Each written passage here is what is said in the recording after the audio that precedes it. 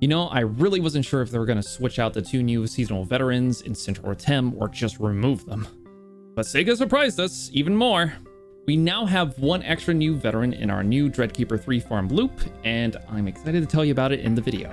Now, as you know, I made a video around the beginning of March informing you guys you had 2 new extra veterans added to the main central exploration zones, which makes for a very simple and straightforward veteran farming loop, and provides us Dreadkeeper 3 drops to a rate of 1 to 3 Dreadkeeper 3s per hour. But now, after the update from March 23rd to April 5th, both Kelkundo and the Scythe veteran enemies are no more, and are now replaced with 3 new veterans. You heard me, 3!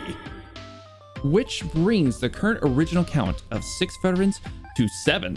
This means you now have a higher chance of dropping a Dreadkeeper 3 more than ever.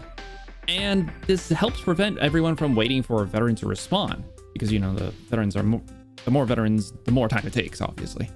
So like last time, we'll move towards the map, and as always, the veterans each spawn after 10 minutes from being defeated or in a new room. While on the subject of spawning, I want you guys to please remember to stay as far away as possible from the spawn point of a veteran when waiting. Now, if you end up too close, the veteran will not respawn until you step out of the range of its spawn point. Anyway, let's go back to the route on the map. Just like before, we're going to start with number 1, the Fortos Launcher.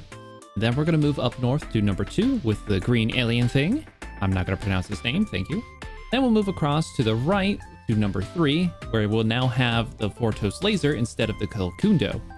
Past the Ryuker, you're going to encounter a Renus Retem, which is labeled number 4. And then go all the way down south to the beach, where you will find a Bubble Snapper as number 5. Then you will jump off the cliff, jump on the cliff onto the region, where you'll find the Sand Nogleth as number 6. And finally, you move all the way to the left, where you'll find the Svauron, which is the replacement for the Scythe. And then you just loop out the whole damn thing by going back to the Fortos Launcher. Once your first veteran spawns, you can go ahead and run with 8 players. But if you really want to speed it up for the fastest drops, 20 or more players will be ideal. Now, I also forgot to mention this in the previous video. If a Gigantic spawns, I would suggest everyone to either update the room password to access a new room and avoid dealing with it, or run away and hope it doesn't notice you and chase you, or just fight it. Do whatever you want. Now, for the drops that make you that sweet end meseta, you'll want to focus on these drops for making the most out of your farm. Dreadkeeper 3s, obviously. Also Sequita 3s from the altars at night. Renus Soul 3 from Renus Retem. A very, very rare chance of a relic dropping. And finally, Deafness 3 and more also Sequita 3s from the mobs you kill along the way.